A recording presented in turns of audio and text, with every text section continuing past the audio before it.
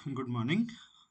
Last lecture में हम लोग चारपिट्स मेथड का कंप्लीट सोल्यूशन निकालना या कंप्लीट इंटीग्रल निकालना देख रहे थे कि कैसे निकालते हैं।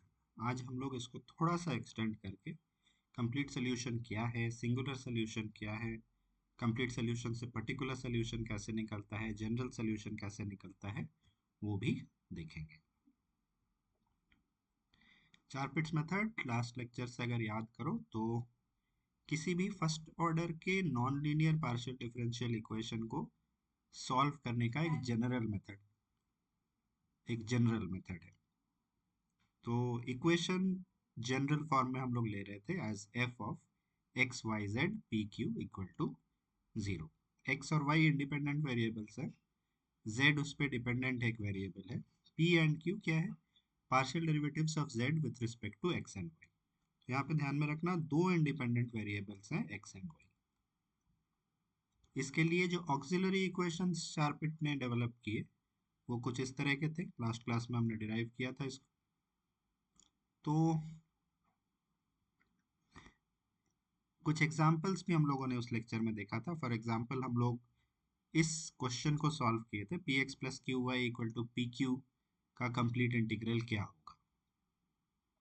इसको जब हम लोगों ने सॉल्व किया, जो मेथड था ये ऑक्सिलरी इक्वेशन में वैल्यूज पुट करके फिर सॉल्व करना, तो हमको जो फाइनली सोल्यूशन मिला था वो कुछ इस तरह का था।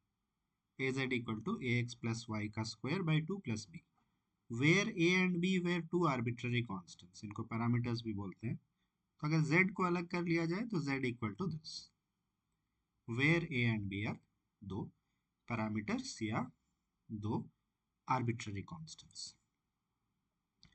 अब यहाँ पे z कैसा होगा, z कंप्लीट सोल्यूशन है, लेकिन z कैसा होगा अगर हम a और b के वैल्यू को फिक्स कर दें। तो देखो कि z एक फंक्शन है x और y का, है ना। तो वो हमको 3 डायमेंशन में एक सरफेस देगा। तो कंप्लीट सोल्यूशन जो है अलग अलग a के वैल्यू के लिए, अलग अलग b के वैल्यू के लिए इनफाइनाइटली मेनी सॉल्यूशंस देगा, इनफाइनाइटली मेनी सरफेसेस देगा। तो वो collection of surfaces doubly infinite family of surfaces कहलाता है, क्योंकि a के लिए इनफाइनाइट, b के लिए इनफाइनाइट। तो इन जनरल हम इसको डबली इनफाइनाइट फैमिली ऑफ सरफेसेस बोलते हैं। देखो इस पर्टिकुलर सोल्यूशन को अगर हम प्लॉट करें तो कुछ इस तरह का आ रहा है। नीचे हम लोग एक्स और वाई एक्सिस लिए हैं, ऊपर जेड एक्सिस। तो इस तरह का एक सरफेस आ रहा है। तो एक्चुअली जो सोल्यूशन हम लोग निकाल रहे थे वो ऐसे सरफेसेस का कलेक्शन है, इनफाइनाइटली मेनी सरफेसेस का कलेक्शन। और इन पर्टिकुलर अगर हम ए और बी का, यहाँ हम लोग ए और बी का वैल्यू 1 लिए हैं, तो इन पर्टिकुलर अगर हम ए और बी का वैल्यू 1 या कोई भी कांस्टेंट लेके चले, फिक्स्ड कर दे, तो वो पर्टिकुलर सोल्यूशन कहलाएगा। ठीक है। जनरल सोल्यूशन में कितने आर्बिट्ररी कांस्टेंट्स थे हमारे केस में? दो, ए और बी। कहाँ से आए? दो इंडिपेंडेंट वेरिएबल्स थे एक्स एंड वाई। तो जितने इंडिपेंडेंट वेरिएबल्स उतने आर्बिट्ररी कांस्टेंट्स अगर हुए तो वो जनरल सोल्यूशन है। उस जनरल सोल्यूशन में अगर हम आर्बिट्ररी कांस्टेंट्स या पैरामीटर्स का फिक्स्ड वैल्यू ले ले तो जो सोल्यूशन निकल रहा है वो पर्टिकुलर सोल्यूशन या पर्टिकुलर इंटीग्रल। एक पर्टिकुलर सोल्यूशन के लिए एक सरफेस, ऐसा सरफेस बन रहा है। और जनरल कंप्लीट सोल्यूशन में ऐसे इनफाइनाइटली मेनी सरफेसेस। तो कंप्लीट इंटीग्रल या कंप्लीट सोल्यूशन को डिफाइन कर लेते हैं। सपोज एक पीडीई है फर्स्ट ऑर्डर का, F X Y Z P Q equal to 0, यानी दो independent variables X and Y, Z उस पर dependent variable and P and Q उसका डेरिवेटिव्स। तो a solution of the form जहां दो आर्बिट्ररी कांस्टेंट्स होंगे, phi X Y Z A B arbitrary constants आए, जहां पे कि नंबर ऑफ आर्बिट्ररी कांस्टेंट्स या पैरामीटर्स सेम है as number of independent variables. यहाँ दो थे तो यहाँ दो ही है। अगर तीन इंडिपेंडेंट वेरिएबल्स होते तो तीन होता। तो उस केस में वो सोल्यूशन कंप्लीट सोल्यूशन या कंप्लीट इंटीग्रल कहलाता है। ठीक है। फॉर एग्जाम्पल मान लो ये इक्वेशन है, z equal to P X plus Q Y plus P square plus Q square. ये हम लोग बाद में देखेंगे कि इसको इतने बड़े सोल्यूशन का जरूरत नहीं है, इसको डायरेक्टली देख के हम लोग आंसर बता सकते हैं कंप्लीट सोल्यूशन क्या होगा। फिर भी इसको अभी फिलहाल जो हम लोगों को आता है चारपिट्स मेथड से इसको सॉल्व करते हैं। लैग्रेंजेस मेथड से ये सॉल्व होगा क्या? नहीं होगा, क्योंकि यहाँ लीनियर नहीं है, p का पावर 2 है, q का पावर 2 है। तो चारपिट्स मेथड से सॉल्व करते हैं। f का वैल्यू ये हो गया, एक तरफ ले आए, बाकी राइट हैंड साइड में 0 कर दिया। अब इसके सारे पार्शियल डेरिवेटिव्स चाहिए with respect to x minus p आ रहा है, with respect to y minus q, with respect to z, with respect to p and with respect to q। फिर हमारे पास चारपिट्स के ऑक्सिलरी इक्वेशंस हैं, इनमें हम पुट कर देंगे डिनोमिनेटर में। Del F by del X है minus P plus P del F by del Z, minus P plus P 0 हो जाएगा। Similarly D Q by 0, D Z by इतना, डी एक्स बाई इतना, D Y by Y plus 2q। पहले दोनों को हम solve कर सकते हैं इजीली। यहाँ से हमको D P equal to 0, D Q equal to 0 मिला, है ना, रेशियो है। तो D P equal to 0, D Q equal to 0 मिला। इसको हम इंटीग्रेट कर सकते हैं, तो p equal to constant, q equal to constant, a and b। तो p और q का वैल्यू हमको यहाँ डायरेक्टली मिल जा रहा है। तो इसको अगर हम f में पुट कर दे, इसमें पुट कर दे, तो हमको फाइनल सोल्यूशन मिल जाएगा z equal to A x plus B Y plus A square plus B square. देखो जो पीडी था वो क्या था और जो सोल्यूशन है वो क्या है। उसमें अगर हम सिर्फ p को a से रिप्लेस कर दे, q को b से रिप्लेस कर दे, तो हमको ये सोल्यूशन मिल जा रहा है ना। ये मेथड हम लोग बाद में पढ़ेंगे कि डायरेक्टली हम इस तरह से कब कर सकते हैं। ठीक है, जो भी है ये हमारा कंप्लीट सोल्यूशन है इस पीडीई का। इसको हम लोग प्लॉट करके देखते हैं। z equal to A x plus B Y plus A square plus B square. अगर हम a equal to 1, b equal to 1 ले लेते हैं तो कैसा सोल्यूशन आएगा? क्या हो जाएगा? z equal to x plus Y plus 2, एक प्लेन, इस तरह का प्लेन। ठीक है, एक्स प्लस वाई प्लस 2 का ये प्लॉट है। इसको अगर ऊपर नीचे करके देख लो तो ये 3 डायमेंशन में कुछ इस तरह का दिखेगा, जहाँ पे कि हमको ये एक पर्टिकुलर सोल्यूशन दे रहा है, कंप्लीट सोल्यूशन का एक पर्टिकुलर केस। अब देखो, अगर हम a और b को वैरी कराते हैं, a इक्वल टू मान लो, हम b को मान लो फिक्स रख रहे हैं, a को हम 3 एंड 5 भी ले रहे हैं, तो हमको क्या मिलेगा? 3 ऐसा प्लेन मिलेगा, इस तरह का कुछ 3 सरफेस या 3 प्लेन हमको 3 डायमेंशन में मिल रहा है। ये तीनों एक एक पर्टिकुलर सोल्यूशन है, इस तरह का सारा मिलके हमको कंप्लीट सोल्यूशन देगा। ये तीन हम लोग पर्टिकुलर सोल्यूशंस निकाले हैं ए और बी का पर्टिकुलर वैल्यू लेके। ठीक है, तो पर्टिकुलर सोल्यूशन या पर्टिकुलर इंटीग्रल कैसे डिफाइन करेंगे? क्या करना है? कंप्लीट सोल्यूशन में आर्बिट्ररी कांस्टेंट्स का पर्टिकुलर वैल्यू या फिक्स्ड वैल्यू ले लेना है। तो हम कंसिडर कर रहे हैं एक partial differential equation general form में फर्स्ट ऑर्डर का। कंप्लीट सोल्यूशन भी मान ले रहे हैं कि हमको पता है where a and b are arbitrary constants. तो a solution obtained by taking particular or fixed values for the arbitrary constants a and b is called a particular solution या particular integral. ठीक है, कंप्लीट सोल्यूशन एक डबली infinite family of surfaces दे रहा है, उसमें अगर हम फिक्स्ड वैल्यू ले ले रहे हैं आर्बिट्ररी कांस्टेंट्स का, एक पर्टिकुलर सरफेस मिल रहा है which is called a particular solution. उसी एग्जांपल में वापस आते हैं, इसका कंप्लीट सोल्यूशन हम लोग अभी निकाले, z equal to A x plus B Y plus A square plus B square. इसमें अगर हम a और b को 1 ले लें तो जो सोल्यूशन मिल रहा है वो एक पर्टिकुलर सोल्यूशन होगा, x प्लस वाई प्लस 2। इसी तरह से हम a और b का कुछ भी अलग अलग वैल्यू ले सकते हैं, अलग अलग सोल्यूशन मिलेगा, which will be all particular solutions.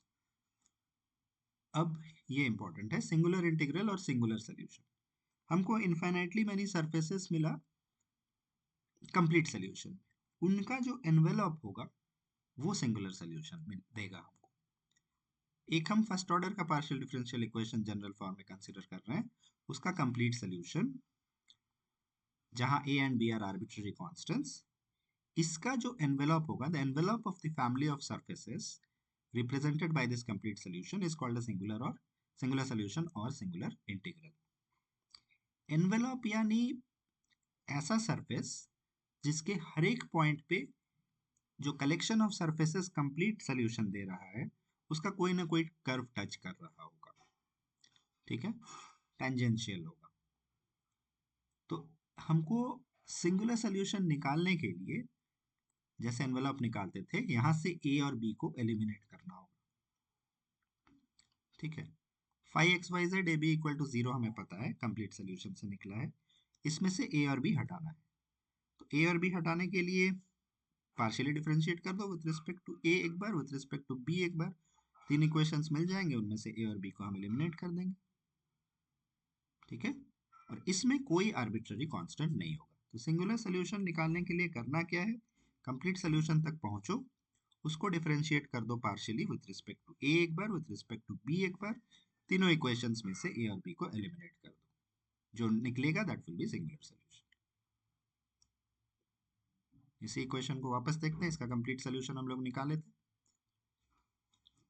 इसमें सिंगुलर सोल्यूशन निकालने के लिए इसको डिफरेंशिएट करना होगा पार्शियली विद रिस्पेक्ट टू ए, ए एक बार बी एक बार। ए के रिस्पेक्ट में करेंगे तो क्या आएगा, लेफ्ट साइड में z है वो 0 हो गया, राइट हैंड साइड में a का दो टर्म है, x बचेगा एंड 2a बचेगा, एंड b के रिस्पेक्ट में similarly 0 equal to y plus 2b। इन तीनों इक्वेशन से हमको सिंगुलर सोल्यूशन मिल जाएगा। पहले वाले से x प्लस 2a से a का वैल्यू निकल जाएगा माइनस एक्स बाई टू, यहाँ सेकेंड वाले से b का value minus Y by two, इन दोनों को पुट कर दो तो z इक्वल टू इतना। इसको सिंप्लीफाई करेंगे तो कुछ इस तरह का आंसर आएगा। ये देखो, ये भी एक सरफेस दिखा रहा है लेकिन इसमें कोई आर्बिट्ररी कांस्टेंट्स नहीं है, मतलब एक सिंगल सरफेस है। ये हमारा सिंगुलर सोल्यूशन डिनोट कर रहा है। इसको भी देखते हैं कैसा दिखेगा। देखो, एक सरफेस हम लोग लिए हैं x equal to 1, a equal to 1, b equal to 1 के लिए, और नीचे वाला जो ब्लैक में है वो हमारा अभी जो सोल्यूशन निकला सिंगुलर सोल्यूशन उसका ग्राफ है। तो अगर देखो तो ये कैसे इसको टच कर रहा है एज एन एनवेलप। ऐसे जो सारे सरफेसेस निकलेंगे वो सारे के सारे इसको एक पॉइंट पे टच करेंगे, इसके किसी भी पॉइंट पे ऐसा सरफेस मिलेगा जो इसको टच करेगा। यहाँ देखो तीनों सरफेसेस के लिए नीचे वाला जो ब्लैक वाला है वो सिंगुलर सोल्यूशन का कर्व है, उसको कैसे टच कर रहा है, ठीक है। ऊपर वाले सारे पर्टिकुलर सोल्यूशन है, नीचे वाला जो एनवेलप है वो हमारा सिंगुलर सोल्यूशन है, इस तरीके से, ठीक है। एग्जाम में ये नहीं बनाना है, एग्जाम में सिर्फ आंसर निकाल के दिखाना है। We consider a first order partial differential general integral. अब आते हैं जनरल इंटीग्रल में, हम लोग दो पैरामीटर्स के जगह सेकेंड वाले पैरामीटर को फर्स्ट पैरामीटर के फंक्शन के फॉर्म में अज्यूम कर लेंगे। ये मान लो गिवन डिफरेंशियल इक्वेशन है, उसका कंप्लीट सोल्यूशन मान लो निकाल लिए, जहां ए और बी आर्बिट्ररी कांस्टेंट, एक आर्बिट्ररी कांस्टेंट को दूसरे के टर्म्स में एक्सप्रेस कर लेना है। assuming one of the constants is a function of the other constant, say b equal to capital F of a या कोई और function of A, we get a single parameter family of surfaces। यहाँ पर एक ही parameter रह जाएगा ना, b को हम a के टर्म्स में रिप्रेजेंट कर दिए, उसको हम बोलेंगे जनरल सोल्यूशन। जनरल सोल्यूशन निकालने के लिए क्या करना होगा, पहले तो हम b को कुछ मान लिए f ऑफ a, फिर इसमें से a को एलिमिनेट करना है, तो क्या करेंगे, पार्शियली डिफरेंशिएट कर दो एंड दोनों इक्वेशन में से a को एलिमिनेट कर दो। एक्चुअली एलिमिनेट करके नहीं दिखाना होगा, सिर्फ लिखना कि ये दोनों चीज निकालना एंड लिख देना कि इन दोनों को एलिमिनेट करने पे जनरल सोल्यूशन मिलेगा। फॉर एग्जाम्पल मान लो इस क्वेश्चन को हम लोग सॉल्व करना चाह रहे हैं, इसका कंप्लीट सिंगुलर और जनरल इंटीग्रल निकालना है। लैग्रेंजेस मेथड से ये नहीं निकलेगा क्योंकि यहाँ फर्स्ट ऑर्डर तो है लेकिन नॉन लीनियर है, p का पावर 2 q का पावर 2, तो फिर इसको चारपिट्स मेथड से सॉल्व करते हैं। कंप्लीट इंटीग्रल तक क्लास जैसे कर रहे थे वैसे ही, given pd is this, f के फॉर्म में एक्सप्रेस किए, सबको लेफ्ट साइड में ले आए, राइट हैंड साइड 0, सारा पार्शियल डेरिवेटिव्स निकाल लेंगे with respect to x, with respect to y, with respect to z, with respect to p and with respect to q, सारा निकल गया। अब ऑक्सिलरी इक्वेशंस में आए, इसमें सारा वैल्यूज पुट करेंगे, del F by del X 0 है, p del F by del Z minus P Q हो जाएगा, इसी तरह से सारा। फिर पहले दोनों से सिंपल पड़ेगा, पहला दोनों लेंगे, ये दोनों, यहाँ से p कैंसिल हो जाएगा, वेरिएबल सेपरेट हो जाएगा, है ना। p कैंसिल होगा तो dp by minus Q equal to dq by p। p को dp के साथ ले जाओ, q को dq के साथ, तो p dp plus q dq equal to 0। Integrate कर देंगे तो p square plus q square, actually p square by 2 plus q square by 2 equal to constant आएगा, कॉन्स्टेंट को हम a स्क्वायर बाई 2 ले रहे हैं, तो p square plus q square के बीच रिलेशन आ गया equal to a square add करने पे। अब इसको यूज करना है 1 के साथ, 1 जो ओरिजिनल इक्वेशन था, यहाँ पे ये सिंपल हो जा रहा है क्योंकि दोनों में p square plus q square है, तो इसकी जगह पे a स्क्वायर पुट कर देंगे 1 में, तो ये हो गया a square Y minus Q Z equal to 0। यहाँ से हमको q मिल जाएगा डायरेक्ट, q मिल गया। अब 2 में p square plus q square equal to a square है, तो p स्क्वायर निकल जाएगा, a स्क्वायर माइनस q का स्क्वायर। सिंप्लीफाई करो, इसमें से a square by Z square common निकल जाएगा, फिर रूट ले लेंगे, तो a by Z into root Z square minus A square Y square, p और q दोनों निकल गया। अब इसको dz में पुट कर देना होगा, ठीक है। dz equal to P D X plus Q D Y, last lecture में किए थे, इसमें पुट करेंगे तो कुछ इस तरह का आएगा। इसको इंटीग्रेट करना है, अब z निकल जाएगा, डिनोमिनेटर में z है, इसको लेफ्ट साइड में ले आओ एंड dy वाले टर्म को भी ले आओ, ठीक है। वेरिएबल सेपरेट हो जाएंगे, यहाँ जो राइट हैंड साइड में रूट के अंदर है उसको लेफ्ट हैंड साइड में ले आते हैं, ऊपर वाला नीचे वाले का डेरिवेटिव है, तो नीचे वाले को कुछ मान लेते हैं t, सब्स्टिट्यूशन से ये सॉल्व हो जाएगा, dt इतना आया, तो dt by 2 root T equal to A D X, करके देखना तब पता चलेगा। फिर इसको इंटीग्रेट कर लेंगे तो t to the power minus half है, तो t to the power plus half by half, तो 2 कट जाएगा, root t equal to A x plus constant में आया b। अब इसको स्क्वायर कर देते हैं, t equal to x plus b का होल स्क्वायर, t का वैल्यू क्या था, t का वैल्यू जेड स्क्वायर माइनस ए स्क्वायर वाई स्क्वायर, तो इधर लिखेंगे ए स्क्वायर वाई स्क्वायर को, तो ये जेड स्क्वायर मिला। तो यहाँ पे हमको मिला है कंप्लीट सोल्यूशन, जिस तरह से हम लोग लास्ट लेक्चर में कर रहे थे। यहाँ से हमको दोनों निकालना है, सिंगुलर सोल्यूशन भी एंड जनरल सोल्यूशन भी, ठीक है। 1 यहाँ पे जो गिवन इक्वेशन था वो है, और 5 जो अभी हम लोग निकाले कंप्लीट सोल्यूशन या कंप्लीट इंटीग्रल, वो है। सिंगुलर इंटीग्रल में क्या करना था, ए और बी को एलिमिनेट करना है, यानी 5 को डिफरेंशिएट करना होगा partially with respect to a and b. z का z स्क्वायर का differentiation with respect to a 0 हो जाएगा, इधर a स्क्वायर का 2a y स्क्वायर रह गया, प्लस 2 इंटू दिस और ए एक्स प्लस बी का a, तो ये आया। और b के रिस्पेक्ट में करेंगे तो फिर से लेफ्ट साइड 0, राइट साइड में 2 इंटू ए एक्स प्लस बी, ठीक है। सेकेंड वाले इक्वेशन में ए एक्स प्लस बी का वैल्यू 0 आया, लेफ्ट वाले में यहाँ अगर पुट करेंगे तो बचेगा सिर्फ 2a Y square equal to 0, यानी y का वैल्यू 0। y का वैल्यू 0 अगर मिला तो इसको अगर हम 5 में पुट करें तो ए एक्स प्लस बी भी 0 है, y भी 0 है, तो z का वैल्यू 0 है ना, 5 में या 1 में, तो z का वैल्यू 0। ये हमारा सिंगुलर इंटीग्रल है, 1 में एक्चुअली हम लोग ये पुट किया, तो z equal to 0 which is the singular integral of the given PD. General integral कैसे निकालें, जनरल इंटीग्रल भी हम लोग देखें कि कंप्लीट इंटीग्रल से ही निकलेगा, जहां पे कि एक वेरिएबल को, एक आर्बिट्ररी कांस्टेंट को दूसरे के फंक्शन के फॉर्म में ले लेना है। तो b को अगर हम फाई ऑफ a मान लें तो क्या आएगा, 5 इतना, इसको पार्शियली डिफरेंशिएट कर दो विथ रिस्पेक्ट टू a, तो ऐसा आएगा। इन दोनों को सॉल्व करने पे, हम सॉल्व करके नहीं दिखाएंगे, बस लिखना है कि इनको सॉल्व करने पे हमको जनरल इंटीग्रल मिलेगा। इनको एलिमिनेट कर, ए को एलिमिनेट कर देने से, यहाँ नहीं करेंगे क्योंकि आर्बिट्ररी फंक्शन है फाई ऑफ ए, इतना लिख के तुमको जनरल इंटीग्रल में छोड़ना है। तो सिंगुलर इंटीग्रल में क्या किए, कंप्लीट इंटीग्रल से पार्शियली डिफरेंशिएट किए with respect to a and b, उसमें से ए और बी को एलिमिनेट किए। जनरल इंटीग्रल में क्या किए, पहले एक कांस्टेंट को दूसरे का फंक्शन माने, फिर उसके रिस्पेक्ट में डिफरेंशिएट किए एंड वहां से एलिमिनेट किए। ठीक है, ये मेथड है, ये तुमको करके दिखाना होगा। ये क्वेश्चन खुद से करना, इसमें कंप्लीट और सिंगुलर इंटीग्रल दोनों निकालना है। नेक्स्ट क्लास हम लोग कुछ स्पेशल टाइप के इक्वेशंस देखेंगे जिसमें कुछ शॉर्टकट्स हमको मिलेंगे, डायरेक्टली निकालने का तरीका मिलेगा। ठीक है, आज यहाँ तक रहने दो। Thank you.